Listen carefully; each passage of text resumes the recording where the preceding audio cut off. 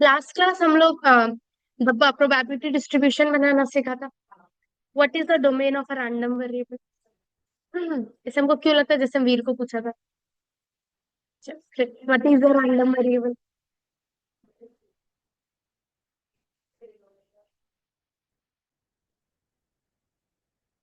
दूसरा का आंसर तो जोरदार दिया। खुद का क्वेश्चन पेपर में जो आएगा लिखना तो वही पड़ेगा। है थोड़ी कि हमको ये क्वेश्चन आता हम तो यही लिखेगा। What is the random variable? It's a real valued function that's denoted by capital x. Domain, sample space, range, subset of real number. What is the probability distribution? जिसमें एक्स और उसका कोरेस्पॉन्डिंग प्रोबेबिलिटी दोनों साथ में लिखा होता है which satisfies two two condition. Tejas को उठाओ। पहला, sum of the probability has to be one and individually probability has to be non negative. ठीक है, आज हम लोग उसी से आगे बढ़ेगा। पहला, फॉर एग्जाम्पल लेट्स फॉर्म ए, सुनना है। हम्म, जो हम बनाना चाहता और जो मैं आप लोग को रिकॉर्डिंग देने वाला था, क्लास 11 के स्टैट्स में दो तीन टॉपिक था, mean, standard deviation and variance. The first chapter is central tendency. थोड़ा सा हम पहले 11 का स्टैटिस्टिक्स पढ़ा रहे हैं ना। सेंट्रल टेंडेंसी होता है आपका मीन मीडियन मोड। ठीक है, that is central tendency. Suppose मेरा डाटा है 1 2 3 4 5। ये एक्स है। If I want to find the mean, summation X by N, यही होगा। हाँ ना? सबको ऐड करो, 9 10 15 3। यही अगर मेरा डाटा ऐसा है,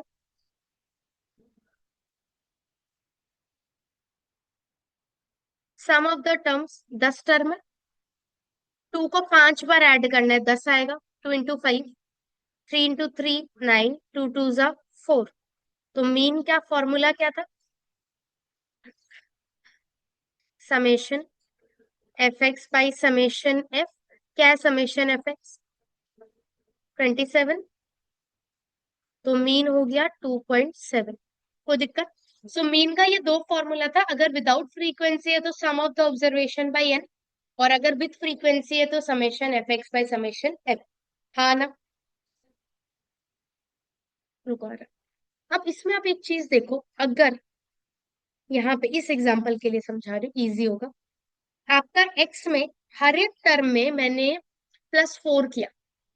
आई am adding 4 to each term of the observation. Basically मैं x +4 कर रही हूँ। एक नया वेरिएबल y बना रही हूँ। कैसे मिल रहा है? x +4 करके। सो क्या आएगा? 5 6 7 8 9। चलो y का मीन ढूंढते हैं। ऐड करो, 35/5 7 आ रहा है, विच इज ऑल्सो x का मीन में +4 करने से भी तो वही आता। x का मीन आया था 3। तो क्योंकि आपने डाटा में +4 करा था, तो उसके मीन में भी क्या हो गया? +4। हाँ या ना? इसका मतलब if y is equal to x + a, then y का mean will be equal to mean of x + a। Same चीज ऐड होगा। हाँ ना? सब लोग अग्री कर रहे हो? अब इसी में अगर मैंने लिखा होता z = 3x, नया वेरिएबल बनाया जो × 3 कर रहा है, क्या होगा? 3 6 9 12, z का मीन। इन सब का total y, number of observation. हाँ ना? कितना? 9 आ रहा है, which is same as 3 times x का मीन। तो अगर y = a × x है, तो mean of y will be a × mean of x। हाँ या ना? तो मैं कंबाइन करके क्या बोल सकती हूँ कि if y is equal to ax + b, then mean of y will be equal to a × mean of x + b। इसका मतलब अगर आपने कुछ मल्टीप्लाई, ऐड या सब्ट्रैक्ट करा है, इट विल मैटर। आपने कुछ इंटू या डिवाइड किया, इवन दैट विल मैटर। हाँ या ना? आपने अगर प्लस माइनस किया, जो अज्यूम्ड मीन में होता था, आप 10 माइनस करते थे तो वापस से ऐड करना पड़ता था। आपने 15 डिवाइड करा था तो वापस से 15 मल्टीप्लाई करना पड़ता है. सो इफ यू सब्ट्रैक्ट और ऐड समथिंग, और इफ यू मल्टीप्लाई और divide something, everything changes the answer, right. तो मीन में भी हम लोग सबको काउंटर करते हैं. तो अगर आपने एक्स में कुछ इंटू और ऐड करा है, तो मीन में भी कुछ इंटू और ऐड करना पड़ेगा. क्लियर? ये था मीन का प्रॉपर्टी. यहाँ तक सबको समझ आया? फिर हम लोगों ने चैप्टर पढ़ा था डिस्पर्शन बोल के, जिसमें एक टॉपिक होता है स्टैंडर्ड डेविएशन एंड वेरिएंस. मैं समझाती हूँ क्या होता है. मेरा एक्स है 1 2 3 4 5. एक्स का मीन आया हुआ था 3, आया ना. Will first find out D. D is known as deviation, difference का फैंसी वर्ड. एक्स और एक्स बार का डिफरेंस. तो 3 - 3 0, -1, -2, 1 और 2. हाँ. D² 4 1 0 1 4 ऐड करा, 10 आ रहा. सो स्टैंडर्ड डेविएशन का ये सिंबल था सिग्मा. फॉर्मूला था summation x minus x bar का स्क्वायर बाई n. डी कौन था? वही तो था, x माइनस एक्स बार. हाँ ना. बेसिकली डेविएशन के स्क्वायर का मीन था रूट. तो √10/5, आंसर √2 है. हाँ ना. ये समझ आया? बोलो ना. क्लियर है? ये फॉर्मूला है इसका. Standard division basically does what. ये अगर आपका डाटा था, बाकी सारे नंबर्स यहाँ है, ये जो गैप है वो उसको मैग्नीफाई करता है, स्क्वायर किया, और फिर ये डेविएशन इस डिफरेंस को पढ़ता है. तो जितना कम डिफरेंस होगा उतना बढ़िया होगा. जैसे अगर क्लास का एवरेज आउट ऑफ 50 42, आपको मिला 20, ह्यूज गैप है. किसी को मिला 15, ह्यूज गैप है. कोई को 7, कोई को 47. तो the numbers are very different from the actual average. It's not a good thing.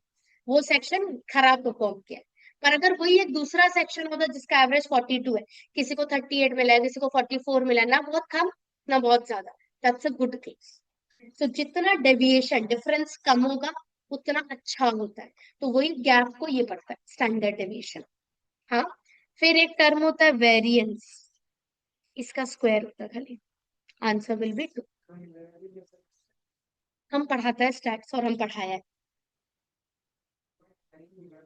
Book में है, सिलेबस में. मैं रिकॉर्डिंग है इसका. पढ़ाया है, कोई बात. आप लोग को कौन सा पढ़ाया हुआ याद करता है? यहाँ तक ठीक. ओके. अब यहाँ पे देखो, जैसे मैंने मीन में कुछ माइनस करा या कुछ प्लस करा, वो मैटर किया. मैं अगर यहाँ पे डाटा लूं, y है सपोज x+4. यही था शायद. हाँ. ओके. तो y का मीन है 7. डेविएशन, सब में से 7 माइनस होगा. d का square total 10. What will be the standard deviation? √10/5. √2 ही तो आया. कोई फर्क हुआ? इसका मतलब अगर y x+ समथिंग है, नंबर ऑफ ऑब्जर्वेशन कितना है, तो standard deviation of y is same as standard deviation of x. आपने अब की बार +4 करा था, इट डिडंट मैटर. मीन में मैटर किया था. हाँ, हम लोग +4 किया था मीन में, ये रहा. स्टैंडर्ड डेविएशन में मैटर किया? नहीं. तो वेरिएंस में मैटर करेगा? नहीं, वेरिएंस भी तो 2 ही आएगा. जो पहले आया था वेरिएंस, वही वेरिएंस अभी भी आएगा. सो इफ यू ऐड और सब्ट्रैक्ट समथिंग, मीन में फर्क पड़ेगा, पर स्टैंडर्ड डेविएशन और वेरिएंस में कोई फर्क नहीं पड़ता. It remains equal. अगर मैंने लिखा है कि x का मीन है 7, और अब मैंने x-1 लाख कर दिया, तो y का मीन जो भी आंसर था उसमें 1 लाख माइनस होगा. Is the standard deviation of x would have been 10, right? What will be the standard deviation of x minus 1 lakh? 10. कुछ नहीं होगा चेंज. x plus 1 lakh का 10. If you add or subtract something, the standard deviation and variance does not change. इधर तेजस, इधर विदिशा. आप लोग class में पढ़ने नहीं आया तो क्यों आया? अलग अलग जोन में आप लोग. कोई डे ड्रीमिंग चल रहा जोरदार. कम बात. यहाँ तक सबको क्लियर है? स्क्वायर ऑफ दैट, बस हम लोग √2 नहीं करते. उसका स्क्वायर्ड वैल्यू, जैसे मैग्नीफाई किया, I don't bring it back, मैं वापस उसको डी मैग्नीफाई नहीं करूंगी, आई कीप इट मैग्नीफाइड। यहाँ तक क्लियर है? अब सपोजिंगली मैंने y बोला 3x, वही कर रहा है। तो 3, 6, 9, 12, 15 यही था। y का मीन 9, d 0, -3, -6, +3, +6, फर्क पड़ेगा? लग तो रहा है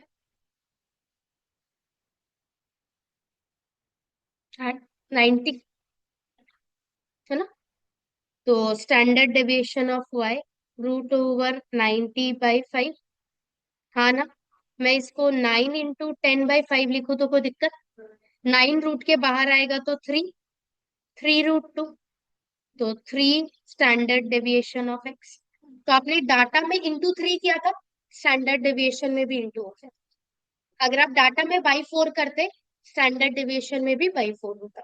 what I mean is, suppose y is equal to x+4 है, x का स्टैंडर्ड डेविएशन 2 है, then what will be the standard deviation of y? 2 ही रहेगा, नहीं बदलेगा। और अगर मैंने y x इंटू 4 किया होता, and then standard deviation of x would have been 3, what will be the standard deviation of y? 12, इसमें इंटू होगा। same goes with division. If you add or subtract something, standard deviation and variance is not bothered, but if you multiply or divide something, it matters. हाँ या ना? अब एक चीज देखो, कैसे कहीं पे भी इस सम में, ये फॉर्मूला में माइनस का साइन आएगा कभी? नहीं, रूट ओवर प्लस है, तो स्टैंडर्ड डेविएशन और वेरिएंस का आंसर कभी नेगेटिव आएगा ही। तो अगर मैंने कभी ऐसे भी लिखा हो y is equal to -4x, still the answer would be 12। Minus तो आने ही नहीं देगा स्टैंडर्ड डेविएशन कभी, हाँ या ना? प्लस रूट ओवर है, it will never take negative answer. Mean में कुछ भी हो सकता है, mean doesn't care, but standard deviation and variance, even if you multiply a negative number, I will never take the minus sign, उसमें कभी minus आएगा ही। समझ आया? √4 है, 2 ही आएगा, -2 थोड़ी आंसर में आ जाएगा। समझ आ गया? हाँ ना? √2 स्टैंडर्ड डेविएशन ऑफ x का वैल्यू था, हम लोग निकाला था। नहीं, सम के लिए सेम सम चल रहा था ना। यहाँ तक क्लियर है? हाँ। अब एक चीज देखो, अगर मैं यहाँ वेरिएंस ढूंढती, इस सम में क्या आता? 18। स्टैंडर्ड डेविएशन का स्क्वायर ही तो होता है, तो 9, 3 का स्क्वायर 9, √2 का स्क्वायर 2, 9 इंटू 2 18। हाँ या ना? पर वेरिएंस ऑफ x कितना था? What was variance of x? 2। पर हमें अभी कितना मिल गया अचानक से? 18, तो 9 into 2, 9 into variance of x। तो अब की बार 3 नहीं इंटू हुआ, 3 का स्क्वायर इंटू हुआ। So when we are saying, सुनना, y is equal to ax+b, अच्छे से, देन मीन ऑफ y क्या होगा? a इंटू एक्स का mean plus b, as it is सब कुछ नहीं बदलेगा। फॉर एग्जाम्पल, अगर y है 4 - 3x, मीन ऑफ y क्या होगा? 4 - 3x का मीन, हाँ या ना? अगर x का मीन ढूंढा हुआ है तो इसका मीन डायरेक्ट यहाँ इक्वेशन में वैल्यू डाल के निकालो, पूरा सम करने का जरूरत नहीं है। हाँ, what will B standard deviation of y here? पहले इस एग्जांपल के लिए बोल।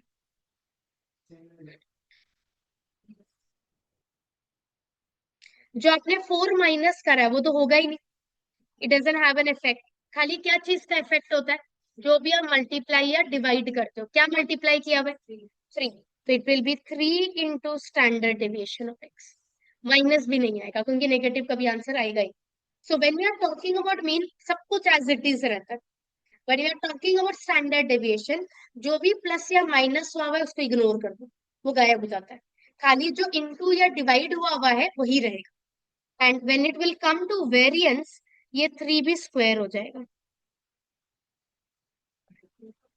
स्क्वायरिंग बोथ साइड करोगे तो स्टैंडर्ड डेविएशन ऑफ y का स्क्वायर वेरिएंस, 3 का square very standard deviation of x का स्क्वायर वेरिएंस।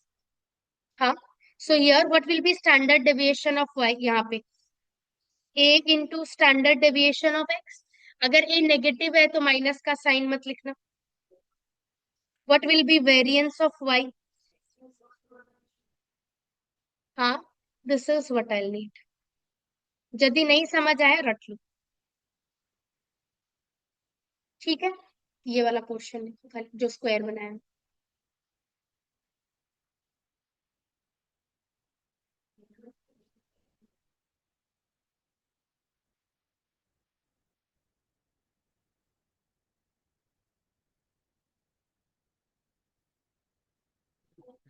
हम्म।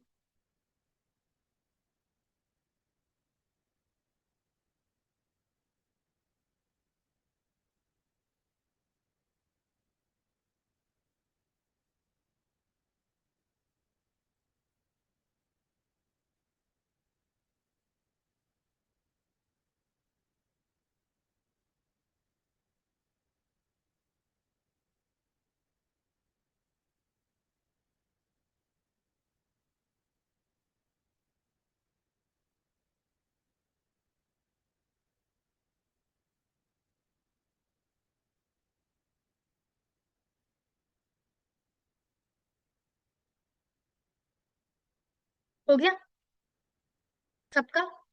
हाँ, हटाओ।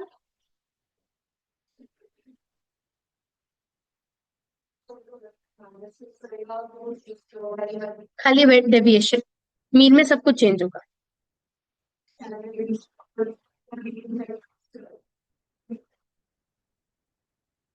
हो गया। ओके, अब ये प्रोबेबिलिटी डिस्ट्रीब्यूशन में ये मीन और वेरिएंस कैसे आएगा? Suppose I have the table x, सुनना है, तीन का ही ले रही हूँ एक बार, और corresponding probability P1 P2 P3। आप लोग मेरे को एक बात बताओ, एग्जाम्पल x1 x2 x3, ये दो बार, ये तीन बार, ये एक बार, टोटल 6 लोग हैं। What is going to be the probability of x1? 2/6, 1/3। हाँ ना। What is probability of x2, x3? Agree कर रहे हो?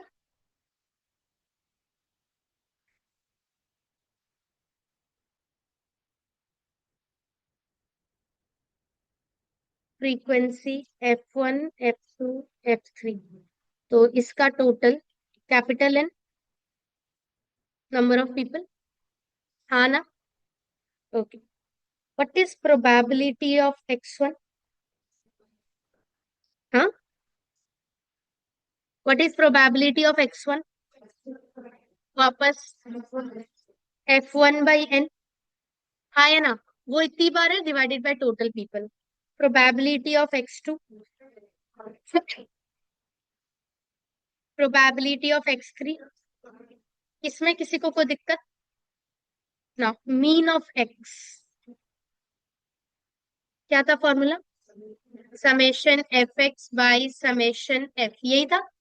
समेशन f(x) मतलब f1 x1 plus f2 x2 plus f3 x3। हाँ, एंड सम ऑफ f क्या है?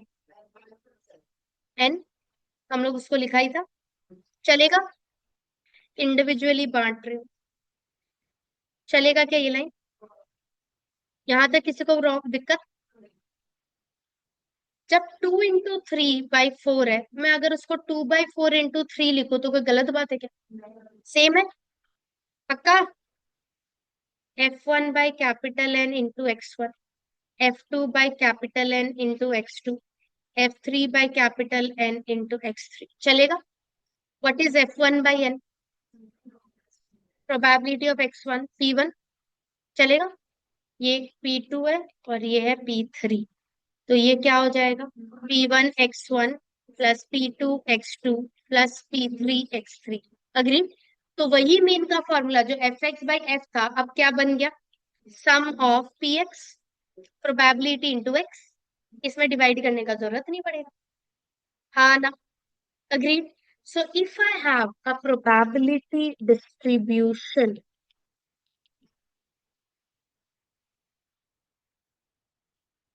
प्रोबेबिलिटी डिस्ट्रीब्यूशन क्या था? डब्बा।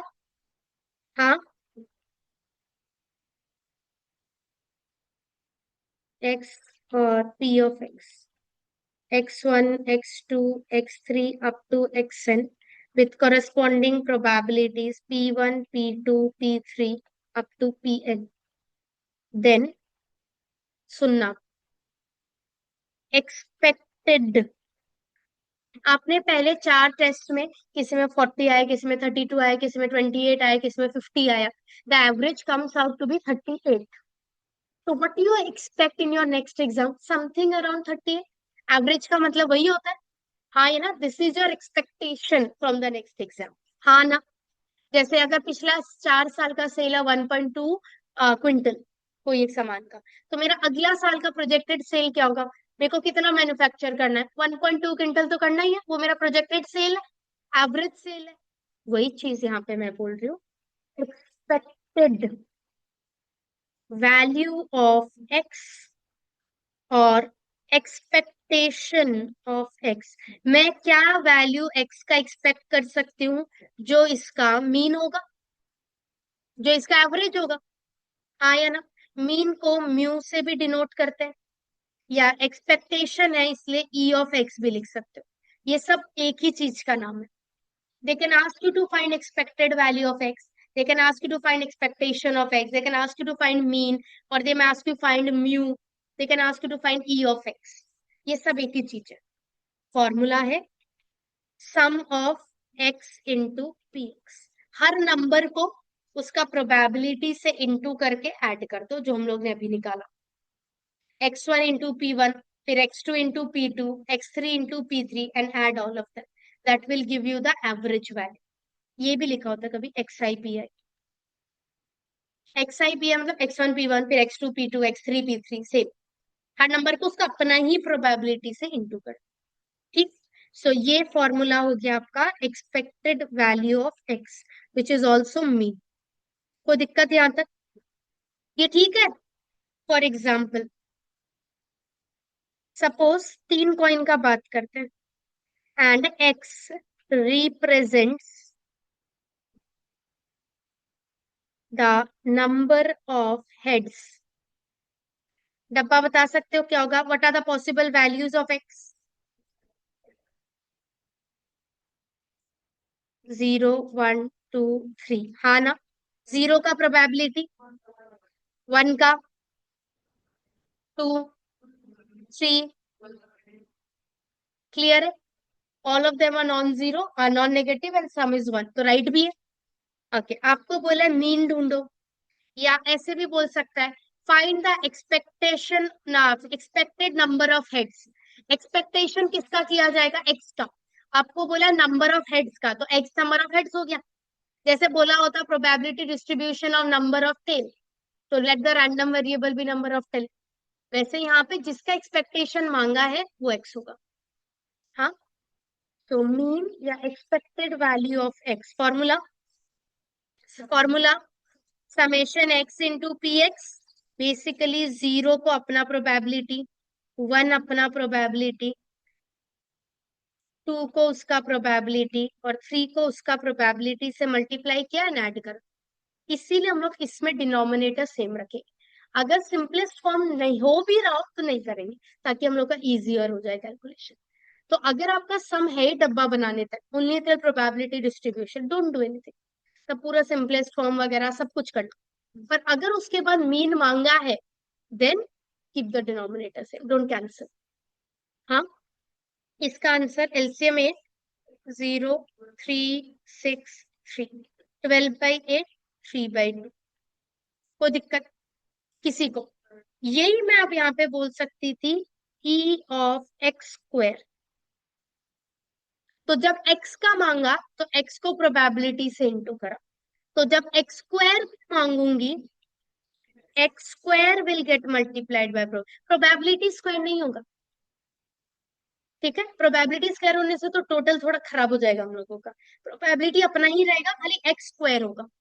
तो अगर मैंने यहाँ पे ई ऑफ एक्स स्क्वायर मांगा, इसका कोई नाम नहीं है, ऐसे मुंह उठा के बोलेगा ई ऑफ एक्स स्क्वायर ढूंढ लो.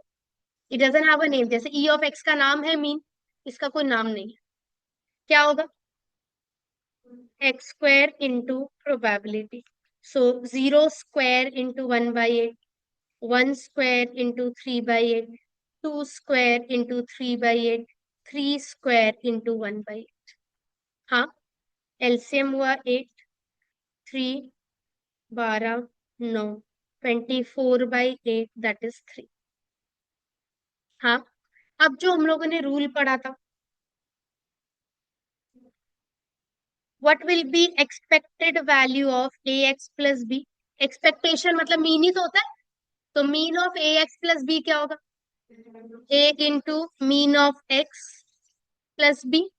तो अगर मैंने इस सम में आपसे पूछा एक्सपेक्टेशन ऑफ 3x-5, क्या करोगे? 3 इंटू एक्सपेक्टेशन ऑफ x-5। तो हम लोगों का मीन का वैल्यू आया हुआ था 3/2। हाँ ना, 9 - 10/2 - अगर मैंने आपको बोला एक्सपेक्टेड वैल्यू ऑफ 3x² चाहिए, क्या करोगे? 3 इंटू E ऑफ x²। हाँ, सो 3 इंटू 3/2 9/2। ओ सॉरी,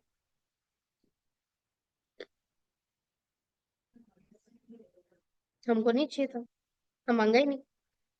मैंने मांगा तो इसी के हिसाब से होगा। क्लियर है? मल्टीप्लाई किया, जो दिया हुआ ई जाके एक्स के पास चला जाएगा और कुछ सब अपना अपना जगह बैठा रहेगा। E ऑफ x² का वैल्यू हम लोग लिखा रखा था 3, वो डाल दिया। क्लियर है यहाँ तक? सो जिसका भी ई मांगा है that into probability. E of x³ मांगा, x³ इंटू प्रोबेबिलिटी का टोटल हो जाएगा। क्लियर है? मीन लेकिन खाली E ऑफ x होता है। कोई दिक्कत? अब आएगा, यहाँ तक ठीक है। फिर है वेरिएंस ऑफ एक्स। वेरिएंस क्या होता है? स्टैंडर्ड डेविएशन का स्क्वायर रूट मत करना। जो फॉर्मूला था स्टैंडर्ड डेविएशन का, उसको ढूंढ के फिर स्क्वायर करना है, तो रूट ही तो नहीं करना है। तो फॉर्मूला क्या था? x - x बार का स्क्वायर बाई n। तो एक्सपेक्टेशन ऑफ x - x बार का स्क्वायर बाई n करना मतलब मीन ही तो था, sum of d by n। आप यही तो कर रहा था, summation d² by n। It is mean of d², sum of the observation by number of terms. तो मैंने भी तो मीन ऑफ d² ही लिखा है। x - x बार ही तो d है, n तो चाहिए नहीं ना, हम लोग प्रोबेबिलिटी यूज कर रहे हैं। ये फॉर्मूला है, रट लो। हाँ, पर हम लोग के लिए ये थोड़ा डिफिकल्ट है। सी, हम लोग ऊपर में जब स्टैंडर्ड डेविएशन ढूंढा था, फॉर्मूला जब लिखवाया था, क्या था? देखो, ये फॉर्मूला था x - x whole square by n। तो आप रूट ओवर मीन ऑफ, यही तो किया था, sum of the observation by n, यानी मीन ऑफ दैट। किसका मीन ढूंढा? होल स्क्वायर का मीन ढूंढा, हाँ ना। अब मैंने वेरिएंस बोला, वेरिएंस इसका स्क्वायर होता है तो रूट मत करो, हाँ ना। और हम लोग अब प्रोबेबिलिटी डिस्ट्रीब्यूशन में मीन के जगह क्या कर रहे? ई लगा रहे, तो मैंने वो लगा दिया। अभी ठीक? सो x - x बार का होल स्क्वायर का ई, पर ये बहुत लंबा हो जाता है, there is a smaller formula. E of x² अभी हम लोग ढूंढा था, माइनस E ऑफ x का होल स्क्वायर। तो ये दोनों तो हम लोग अभी ढूंढा, यहाँ पे ये रहा। So if I now want to find variance of x, formula है E of x² minus E of x का whole square. E of x² 3 आया था, हाँ। E ऑफ x क्या आया था? 3/2। तो 3 - 3/2 का होल स्क्वायर, 3 - 9/4, फाइनल आंसर 3/4। हाँ, क्लियर है? अब स्टैंडर्ड डेविएशन क्या होगा? इसके बाद एक रूट ओवर और कर दो, हाँ ना। √3/2, प्लस माइनस कभी नहीं है, कोई दिक्कत। फिक्स्ड फॉर्मूला है आपका, अगर ज्यादा समझने का इच्छा नहीं है, रट लो। क्वेश्चन, सपोज आपको मैंने बोला x0, सुनना है सुनना है सुनना है। ये किसका डब्बा है?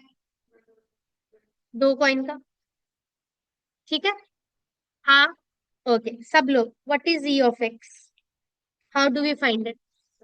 बोलो। एक सम से खत्म हो जाएगा, एक ही सम प्रैक्टिस करने से हो जाता है। आप लोग तो और करेगा। बोलो। पहले formula. X into p of x. हाँ, बोलते जाओ।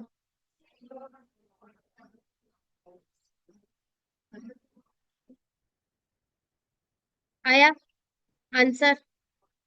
2/4 + 2/4 1। Done. P of x square formula.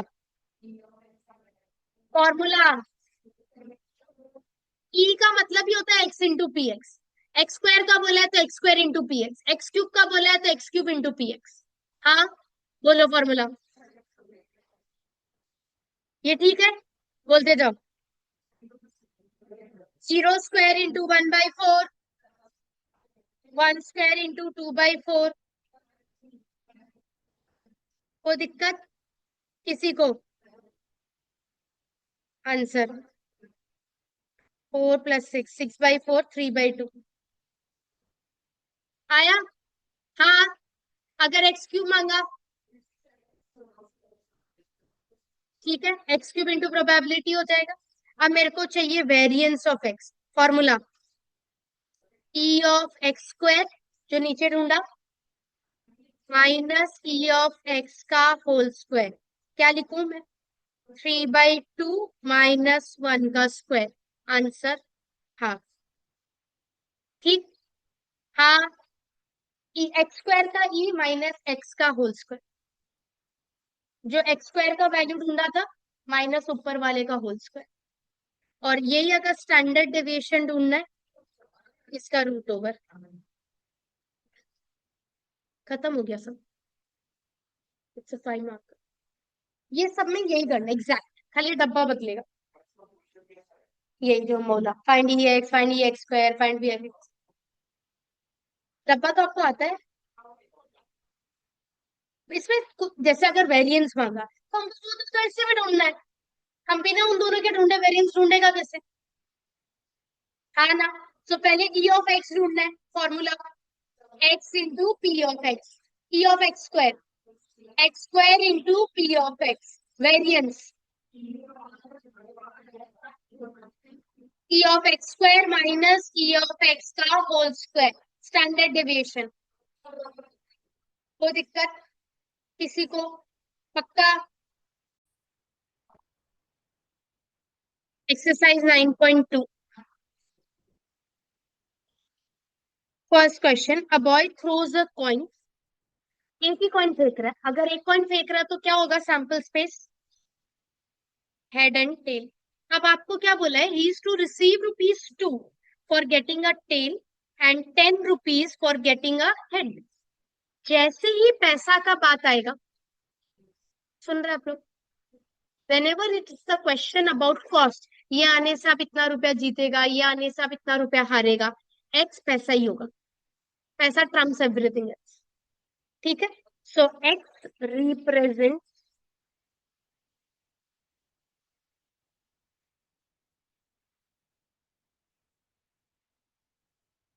The amount ही गेट्स। अब पहले पैसा बताओ, जब सैंपल स्पेस एच होगा कितना रुपया मिलेगा? जब सैंपल स्पेस टी होगा कितना रुपया मिलेगा? प्रोबेबिलिटी डिस्ट्रीब्यूशन बनाओ।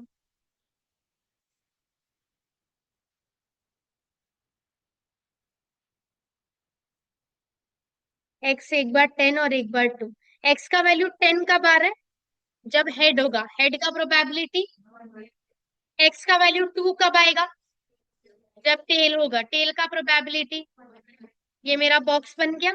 मांगा क्या है? एक्सपेक्टेशन मीन मांगा है। ढूंढो पहले formula.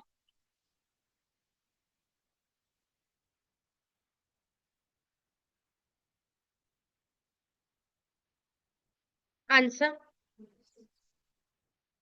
We can expect that on an average he will win 6 rupees. ठीक। हाँ ना। अब यूजुअली अगर हारने और जीतने का होता है कि अगर मैं खेलिए, हेड आया तो 5 रुपया जीतूंगी, टेल आया तो 2 रुपया हारूंगी, ऐसा सिचुएशन अगर है, so they ask you whether the game is fair और नॉट। फेयर गेम कब होता है? जब दोनों के लिए इक्वल इक्वल हो। So in that case your expectation should be zero. अगर expected amount a person wins is zero, मतलब वो ना हारेगा ना वो जीतेगा, जितना लेके आया था उतना ही घर लेके जाएगा, agreed, equal. That means the expected amount he wins is zero. तो अगर एक्सपेक्टेड वैल्यू जीरो आता है, then the game is fair. जैसे ये गेम फेयर नहीं है, कुछ भी करो आप जीतेगा ही। सो फेयर कैसे हुआ? फेयर कब होता है? हारना जीतना एक बराबर। पर यहाँ पे जीतने का चांसेस है ज्यादा, और पैसा ज्यादा ही लेके जाएगा अगर। पर अगर यहाँ पे ऐसा होता कि हेड आने से आप 5 रुपया जीत रहे हैं, टेल आने से आप 6 रुपया हार रहे हैं, in that case if I find expectation, if I find mean, if I find average value, अगर एवरेज जीरो आ रहा है, then the game is fair. Fair कब होता है? जब खिलाने वाला और खेलने वाला दोनों का बेनिफिट हो रहा हो, किसी का लॉस नहीं हो रहा। तो जब जीरो होगा, तो ना उसका नुकसान हो रहा है ना मेरा नुकसान हो रहा है, फायदा भी नहीं हो रहा है और नुकसान भी नहीं हो रहा है। In that case, the game is said to be fair. So for if the question is if the game is fair, no, game fair नहीं है। क्यों? क्योंकि जीरो नहीं आया। हाँ, तो ये किसके फेवर में? खेलने वाले के। जो खिला रहा उसके फेवर में नहीं है। हाँ। सो जैसे क्वेश्चन नंबर 2 है। Question number 2, a game at a school fair cost rupees 10 with जैसे हाउसी, हाउसी का टिकट है 10 रुपए का। So you win rupees 50 if you are winning. हाँ या ना? So again X is the amount you win.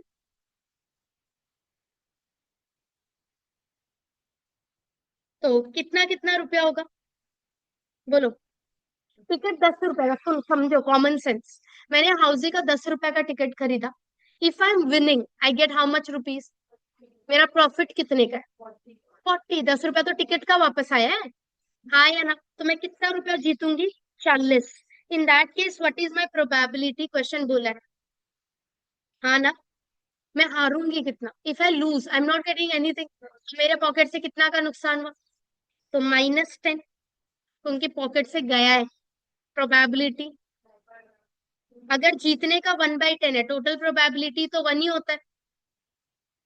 जो करने का टोटल प्रोबेबिलिटी 1 होता है, अगर जीतने का 1/10 है, हारने का 1 - 1/10, 9/10 होगा ही होगा। बन गया मेरा डब्बा। Find out mean.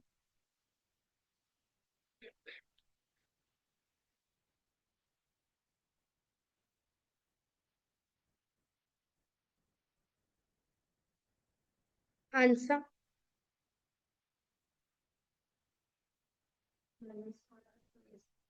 जीरो तो नहीं आया। Is the game fair? No, the game is not fair.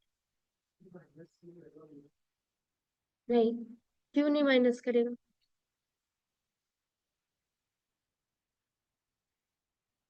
Mean तो जीरो नहीं आया तो ऐसे फेयर नहीं है।